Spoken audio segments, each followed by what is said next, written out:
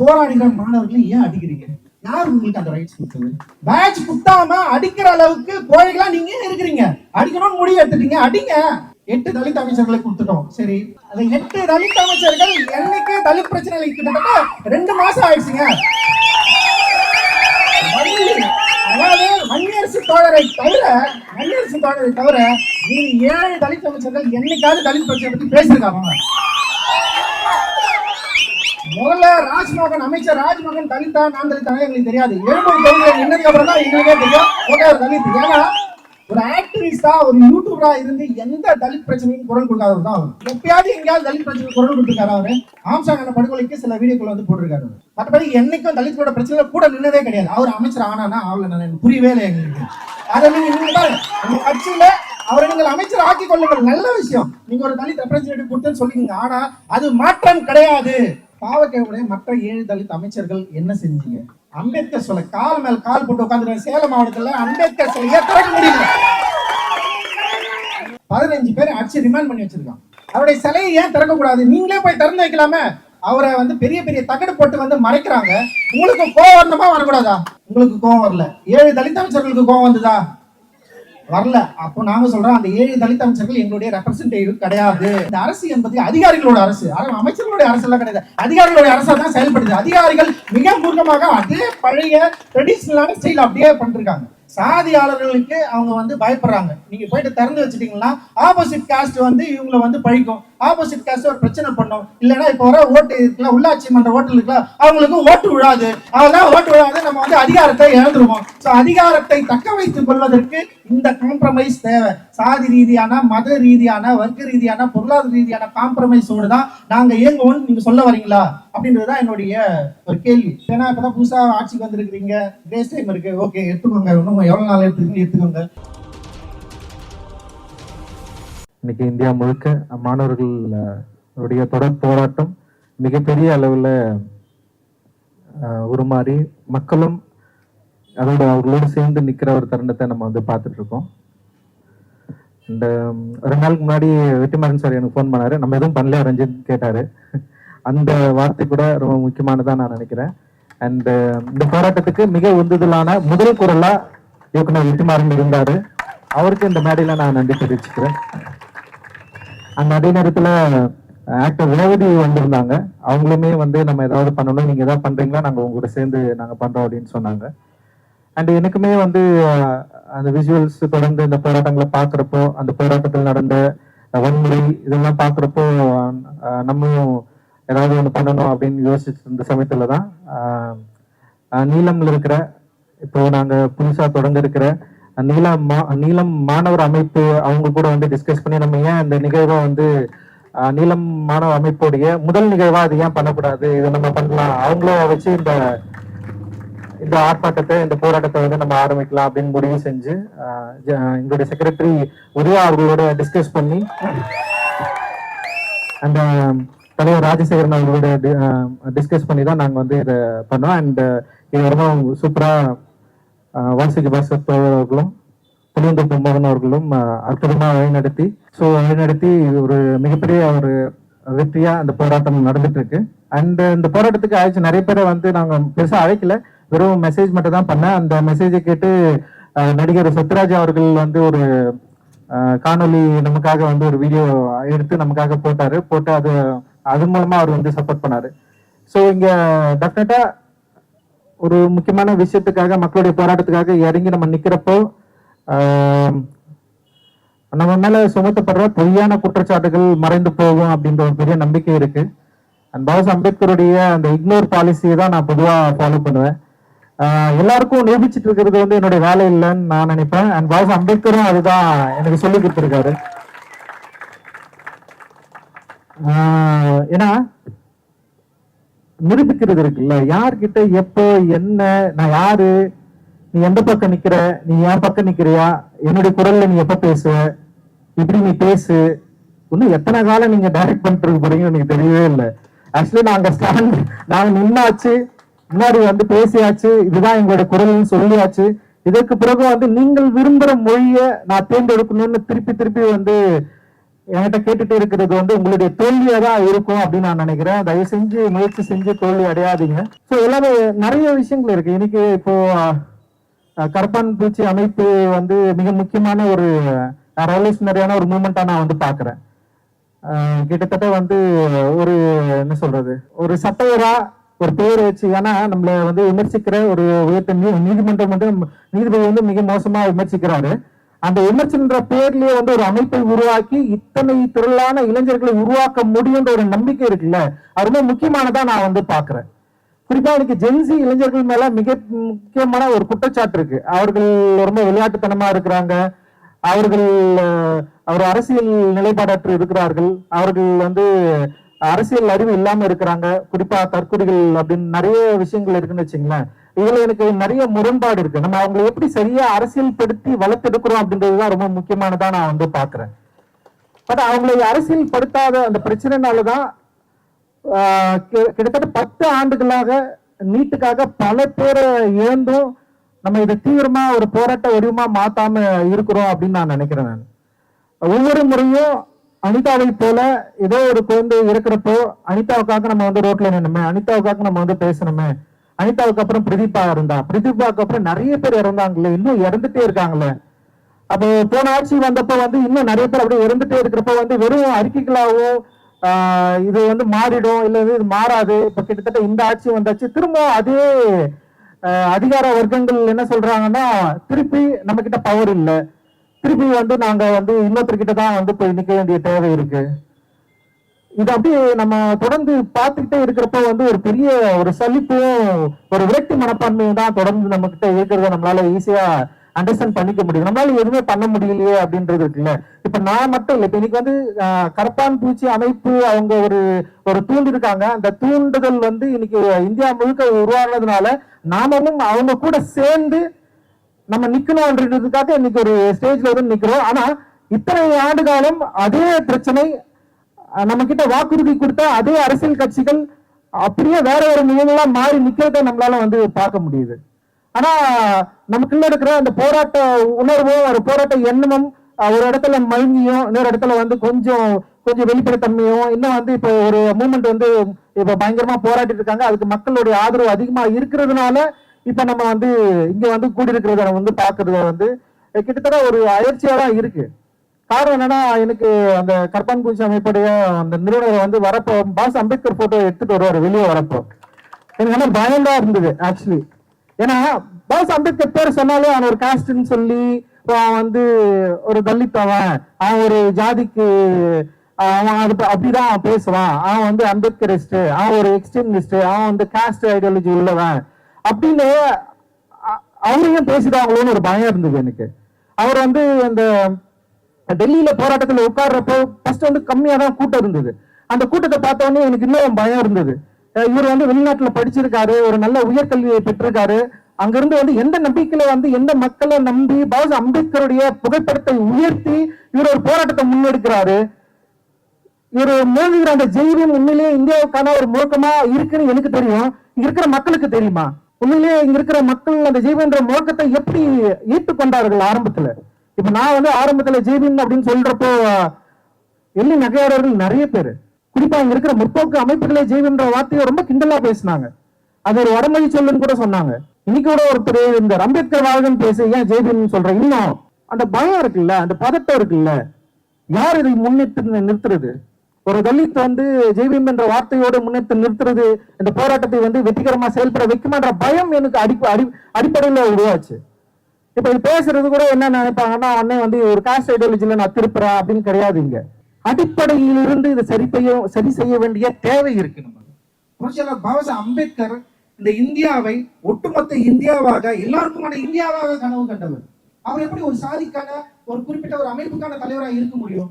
ஜெய்பீம் ஒரு சொல் எப்படி வந்து ஒரு சாதிக்கான ஒரு அடையாளமா மாறிட முடியும்? ஆனா அடையாளமா மாறி இருக்கிறது யார், மாற்றுறது யாரு? நான் சொல்றதுனால, நான் எங்கிருந்து வந்ததுனால அந்த வார்த்தை ஒரு சாதிக்கான அடையாளமா மாறி போயிருக்கு. அந்த பயம் அந்த சகோதரர் சொல்றப்போ அவரை பாஸ் அம்பேத்கர் புத்தகத்தை ஏந்தி வரப்ப எனக்கு இருந்தது. ஆனா இன்னைக்கு அந்த பயம் நீங்கி இருக்கு. அந்த பயம் நீங்கி திரளான யங்ஸ்டர்ஸ் எவ்வளவு பேரு பயங்கரமா படிச்சவங்கல இருந்து சின்ன பசங்கள்ல இருந்து அவ்வளவு பேர் அந்த மூமெண்ட்டுக்கு வந்து சப்போர்ட் பண்ணி போராடுறது. குறிப்பா எல்லா இந்தியாவில எல்லா மட்டங்களிலும் வந்து போராட்டம் தீவிரம் அடைஞ்சிருக்கு. அவருடைய உறுதியான நிலைப்பாடு. இன்னைக்கு வந்து நிருபர்கள் அவர்கிட்ட கேள்வி கேட்கிறப்ப வந்து ஏன் மற்ற அரசியல் கட்சிகள் எங்களுக்கு சப்போர்ட் பண்ணக்கூடாதுன்னு கேட்கிறாரு அவரு. அந்த அரசியல் கட்சிகளுக்காக தான் நான் போராடுறேன். அப்போ ஒரு நிருபர் கேட்கிறாங்க, நீங்க வந்து போராடுறீங்க, ஆனா நிறைய அரசியல் கட்சிகள் உங்களை இன்ஃபுளுன்ஸ் பண்ணி அவங்களுடைய கொள்கை திட்டங்களை செயல்படுத்துவதற்கு உங்களை பயன்படுத்திக்கிறாங்கன்னு சொல்றப்ப பயங்கரமான கோபம் வருது அவருக்கு. ஏன் அவங்க எங்க கூட நிக்க கூடாது? அவர்களுக்காக தான் நாங்க போராடுறோம். ஸோ இந்த போராட்டம் அப்படின்றது வந்து அவருக்காக மட்டும் இல்லை, இந்த ஒட்டுமொத்த இந்தியாவுக்குமானது. அது ஜெய்வன்ற முழக்கத்திலிருந்து உருவாகிறப்போ உண்மையிலேயே பெரிய ஒரு நம்பிக்கை பிறக்குது. அந்த நம்பிக்கை இந்தியா முழுக்க வந்து உருவாக வேண்டிய தேவை இருக்கு. இன்னைக்கு பாசிச பாஜக பயப்படுற ஒரே ஆள் பாபா சாஹேப் அம்பேத்கர் மட்டும்தான், வேற யாருமே கிடையாது. பாஜக அம்பேத்கரை பார்த்து பயப்படுகிறது, புரட்சியாளர் பாபா சாஹேப் பார்த்து பயப்படுது. அதாவது எப்படியாவது அவரை வந்து என்ன பண்ணுது, கேப்சர் பண்ண ட்ரை பண்றான். பல கட்டுக்கதைகளை உருவாக்குறான். பாபா சாஹேப் அம்பேத்கருக்கு சிலையை உருவாக்குறான், இல்ல தலித்துகளுக்கு வந்து அதிகாரத்துல பங்கு கொடுக்கிறது. ஸோ இதனாலலாம் தலித்துகள் இல்ல வந்து பாபா சாஹேப் அம்பேத்கர்வாதிகள் வந்து அதை நம்பி போயிடுவாங்களன்னா கிடையாது. ஸோ புரட்சிக்கான ஒரு வடிவமா பாபா சாஹேப் அம்பேத்கர் மாறி இருக்கிறது. குறிப்பா சிஜேபி அமைப்பினர் அந்த ஸ்லோகனை ஒவ்வொரு முறையும் சொல்றப்பவும் அது கூட சேர்ந்து எண்ணற்ற மக்கள் தங்களுடைய சாதியை மறந்து மதத்தை மறந்து பாபா சாஹேப் அம்பேத்கர் முழக்கத்தை முழங்குறப்போ உண்மையிலேயே எனக்கு இந்தியன்ற பெருமை இப்பதான் கிடைக்குது. I never felt of being Indian. நான் என்னைக்குமே நான் இந்தியனா உணர்ந்ததே கிடையாது. என் ஊர்க்காரனா நான் உணர்ந்ததே கிடையாது. நான் ஒரு தமிழனா என்னால ஃபீல் பண்ணதே கிடையாது, பண்ண முடிஞ்சதே கிடையாது என்னால. ஒவ்வொரு முறையும் நான் வந்து ரிஜெக்ட் பண்ணப்பட்டிருக்கேன், நிராகரிக்கப்பட்டிருக்கிறேன் சாதியின் பெறால. ஸ்கூல்ல டீச்சர் கிட்ட வந்து நெருங்குறப்போ இருக்கிற பதட்டம் இருக்கும்ல, அந்த பதட்டத்தை வந்து என்னுடைய சக நண்பன் அனுபவிச்சதே கிடையாது. அப்போ இதை நான் வந்து ஓவர் கம் பண்ணி வரதுக்கே இவ்வளவு நாள் ஆச்சு. கிட்டத்தட்ட ஒரு 43 வயது இருக்குது எனக்கு. இன்னைக்கு வரைக்கும் எனக்கு அந்த பிரச்சனை தொடர்ந்துட்டே இருக்கு. ஒவ்வொருத்தரையும் பாக்குறப்ப இவன் எதனால இப்படி இருக்கான், இவனுக்கு என்ன பிரச்சனை இருக்கும், அவன் வந்து அம்பேத்கர் புக்கை வச்சுட்டு அவனை ஏதாவது ஜாதின்னு சொல்றாங்களோ, அவனை வந்து காலி பண்றாங்களோ, அவ்வளவு பயம். ஸோ அந்த பயம் நீங்கிய ஒரு பொழுதாக, அந்த பயம் நீங்கிய ஒரு காலமாக, அந்த பயம் நீங்கி நானும் இந்தியன் தான், நானும் உங்களோடு நிற்கிறேன், நானும் வந்து உங்களில் ஒருவன் தான், நீங்களும் நானும் ஒண்ணுதான், நம்ம எல்லாரும் சேர்ந்து இங்க இருக்கிற அநீதிக்கு எதிராக போராட வேண்டும் அப்படின்றது இருக்குல்ல, அந்த அந்த ஃபீலிங் இருக்குல்ல, ஃபர்ஸ்ட் டைமா எனக்கு கிடைச்சிருக்கு இன்னைக்கு. ஆக்சுவலி அது வந்து ரொம்ப முக்கியமானதான் நான் வந்து பார்ப்பேன். அது சிஜேபியுடைய போராட்டத்தின் வடிவத்தின் மூலமாக இங்க இருக்கிற யங்ஸ்டர்ஸ் இந்த கல்வி அமைப்புல இருக்கிற இன்இக்வாலிட்டியை ஃபர்ஸ்ட் டைமா வந்து ஃபீல் பண்ணியிருக்கான்.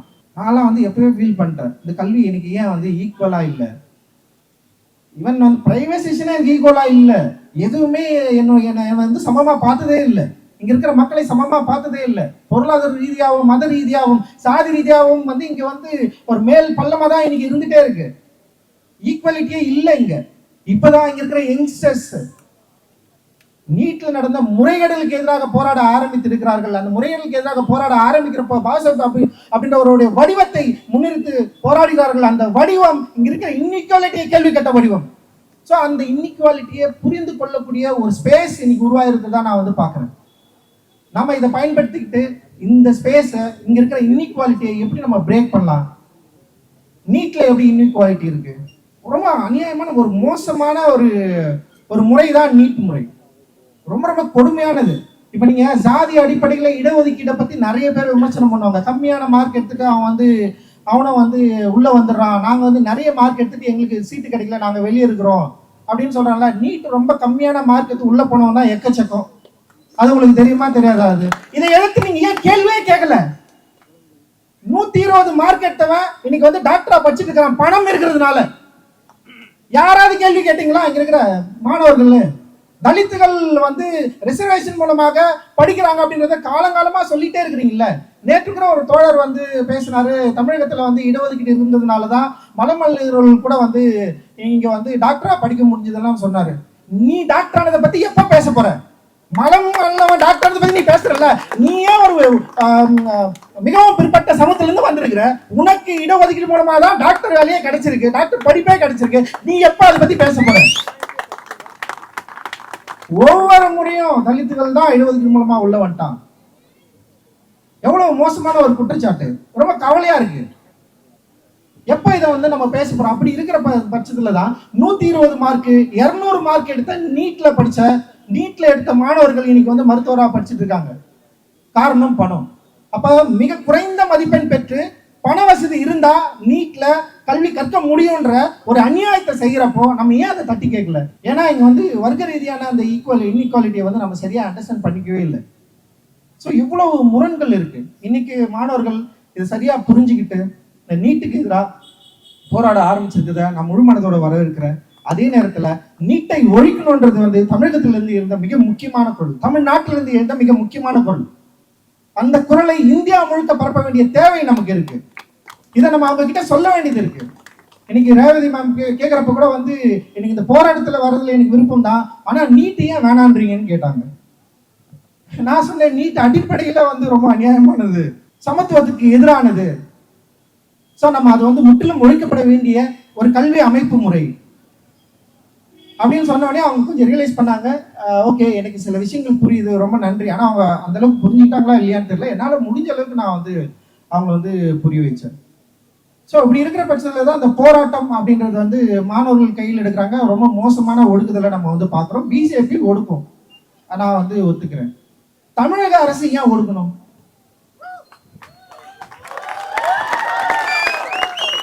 பிஜேபி மாணவர்களை அடிக்குது. ஏன்னா வந்து அடிப்படையில் இங்க இருக்கிற ஒரு ஈக்குவாலிட்டிக்கு எதிரான ஒரு கட்சி, ஒரு பாசிசத்தை வளர்த்தெடுத்த கட்சி. நீங்கள் பாசிசத்துக்கு எதிரானவர்கள். நீங்க ஆக்கப்பூர்வமான ஒரு மாற்றத்தை உருவாக்கி இங்க தமிழகத்தை முன்னோடி மாநிலமாக்க விரும்புகிற ஒரு கட்சி. நீங்கள் போராடுகிற மாணவர்களை ஏன் அடிக்கிறீங்க? யார் உங்களுக்கு அந்த ரைட்ஸ் கொடுத்தது? பேட்ச் இல்லாம அடிக்கிற அளவுக்கு கோழைகளா நீங்க? நான் கேட்கிறேன். பேட்ச் குத்தாம அடிக்கிற அளவுக்கு கோழைகளா நீங்க இருக்கிறீங்க. அடிக்கணும்னு முடிவு எடுத்துட்டீங்க, அடிங்க. அதை எதிர்கொள்ள நாங்கள் தயாரா இருக்கிறோம். நான் 8 தலித் அமைச்சர்களை கொடுத்துட்டோம். சரி, அந்த 8 தலித் அமைச்சர்கள் என்னைக்கு தலித் பிரச்சனை கிட்டத்தட்ட 2 மாசம் ஆயிடுச்சுங்க. அதாவது வன்னியரசு தோழரை தவிர நீங்க 7 தலித் அமைச்சர்கள் என்னைக்காவது தலித் பிரச்சனை பத்தி பேசியிருக்காங்க? முதல்ல அமைச்சர் ராஜ்மோகன் தலித்தா நான் தலித்தானே எங்களுக்கு தெரியாது. 7 தொகுதியில நின்னதுக்கு அப்புறம் தான் எங்களுக்கே தெரியும் ஓகே ஒரு தலித். ஏன்னா ஒரு ஆக்டிவிஸ்டா ஒரு யூடியூபரா இருந்து எந்த தலித் பிரச்சனைக்கும் குரல் கொடுக்காதவர் தான் அவர். ஏதாவது எப்பயாவது எங்கேயாவது தலித் பிரச்சனைக்கு குரல் கொடுத்துருக்காரு அவரு? ஆம்சாங் படுகொலைக்கு சில வீடியோக்களை வந்து போட்டிருக்காரு அவர். மற்றபடி என்னைக்கும் தலித்தோட பிரச்சனை கூட நின்னதே கிடையாது. அவர் அமைச்சர் ஆனானா அவளை புரியவே இல்லை எங்களுக்கு.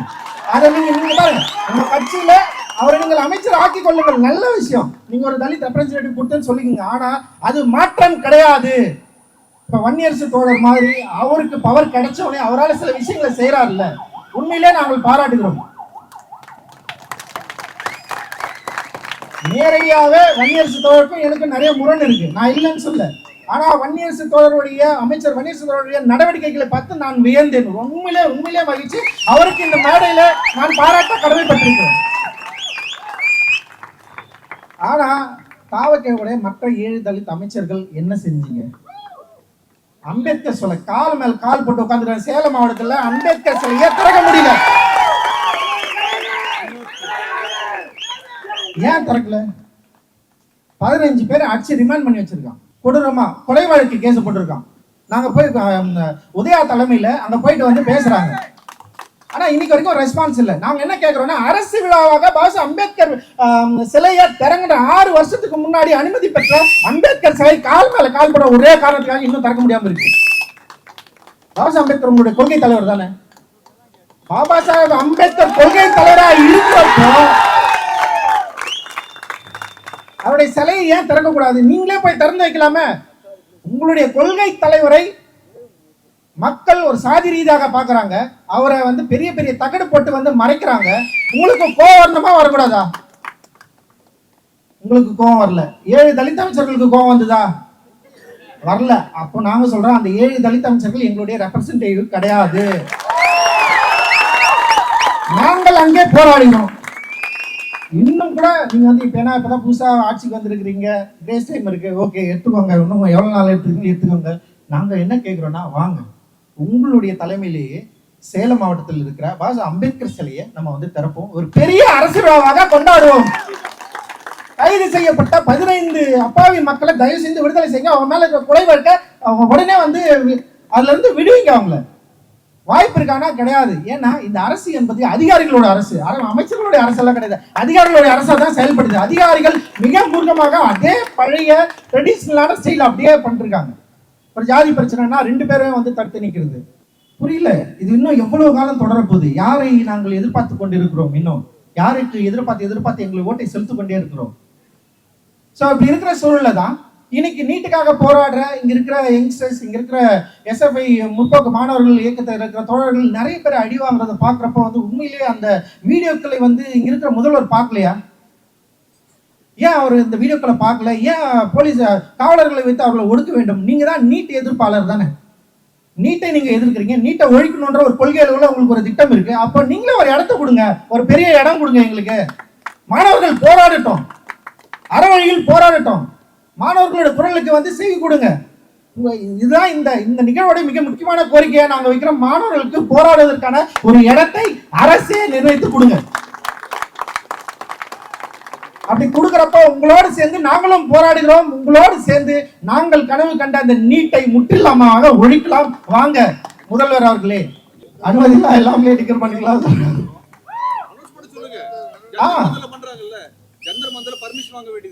இதுதான் எங்களுடைய முக்கியமான கோரிக்கை, மாணவர்களுடைய போராட்டம். ஏன்னா இங்க வந்து பாலன் இல்லத்துல கம்யூனிஸ்ட் அலுவலகத்துல வந்து அந்த சிஜேபி அமைப்பினர் வந்து கிட்டத்தட்ட ஒரு 5 நாளா, எத்தனை நாளா தெரியல, 4 நாளா போராடிட்டு இருக்காங்க. நேற்று நிறைய கிரௌட் இருந்ததுன்னா பார்த்தா நிறைய யங்ஸ்டர்ஸ் எல்லாம் புது புது முகங்கள் பாட்டு பாடுறாங்க. அந்த போராட்டத்தை வந்து அற்புதமா வந்து டெவலப் பண்றாங்க. மக்களுக்கு வந்து நிறைய செய்திகளை சொல்றாங்க. அவங்களுடைய போராட்டத்தின் மூலமாக, அந்த அறவழியில போராட்டத்தின் மூலமாக நிறைய யங்ஸ்டர்ஸ் வந்து அங்க சேரத்தை நம்மளால வந்து பார்க்க முடியுது.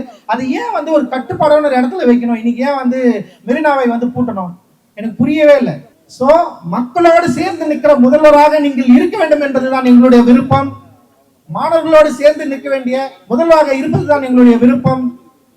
நீங்கள் விரும்பிய நீட் ஒழிப்பை எங்களோடு சேர்ந்து களம் கண்டு போராட அனுமதித்து நீங்கள் இதை முன்னெடுத்து நீட்டை முற்றிலுமாக ஒழிக்க வேண்டும் அப்படின்ற வேண்டுகோள் தான் எங்களுக்கு வந்து ரொம்ப அவசியமானதா நாங்க வந்து இங்க பாக்குறோம்.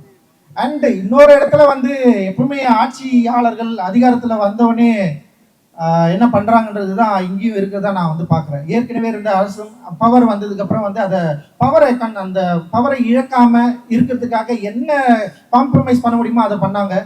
அதே தான் இங்கேயும் நடந்துட்டு இருக்குது. ஸோ இங்க வந்து என்னன்னா, ஆட்சி ஆரம்பிச்ச உடனே பாபா அம்பேத்கர் சிலையை திறக்க முடியலன்னா என்ன காரணம் சொல்லுங்க பார்க்கலாம்? வேற ஒன்றும் கிடையாது.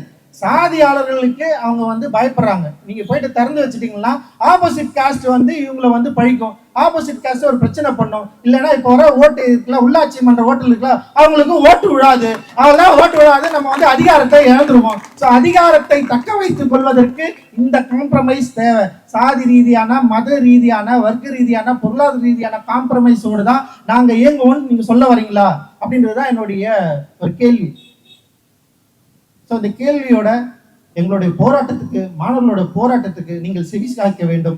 ஒரு நிரந்தரமாக இல்லை இந்த நீட் பிரச்சனையை இந்திய அளவு மாணவர்களும் சேர்ந்து ஒரு தீர்க்கமாக ரொம்ப வீரியமாக போராட, அறவழியில் போராட, அவர்களுக்கான ஒரு பாதுகாப்பான ஒரு போராட்ட வழிமுறையோட கூடிய ஒரு இடத்தை நீங்க வந்து தேர்ந்தெடுத்து கொடுக்கணும். அண்ட் அதே நேரத்தில் உங்களுடைய நீட் எதிர்ப்பு என்பது வெறும் சொல்லாக, வெறும் பேச்சாக, வெறும் எழுத்தாக இல்லாம எங்களோடு சேர்ந்து நீங்களும் கூட இருந்து போராடி இதை நாம வந்து வென்றெடுக்க வேண்டும். அந்த வென்றெடுத்துல தான் நம்முடைய யங்ஸ்டருடைய எதிர்காலம் இருக்கு. ஸோ அந்த எதிர்காலத்தை இன்னைக்கு பாபா அம்பேத்கருடைய ஜெய்பீம் என்ற முழக்கத்தோடு ஆரம்பித்து இன்னைக்கு வந்து இந்தியா முழுக்க வந்து ஒரு பெரிய ஒரு பாய்ச்சலை நிகழ்த்தி கொண்டிருக்கிற சிஜேபி அமைப்போடு நாம் கூட நிற்பதில் எங்களுக்கு பெருமை. நீங்களும் எங்களோடு கூட நில்லுங்கள். இங்க இருக்கிற வந்திருக்க எல்லா தோழர்களுக்கும் என்னுடைய நன்றி. நான் பெரிதும் மதிக்கிற என்னுடைய இயக்குநர்கள், சக தோழர்கள் நிறைய பேர் வந்து இங்க இருக்காங்க. அவங்க கொடுத்த சப்போர்ட், அந்த இந்த ஒரு ஷார்ட் டைம்ல இவ்வளவு பேரை வந்து திரண்டது இந்த அமைப்புக்கு வந்து ஒரு பெரிய ஒரு கூடுதல் நம்பிக்கை இருக்குது. அதே நேரத்துல வந்து காவலர்களுடைய ஒத்துழைப்பும்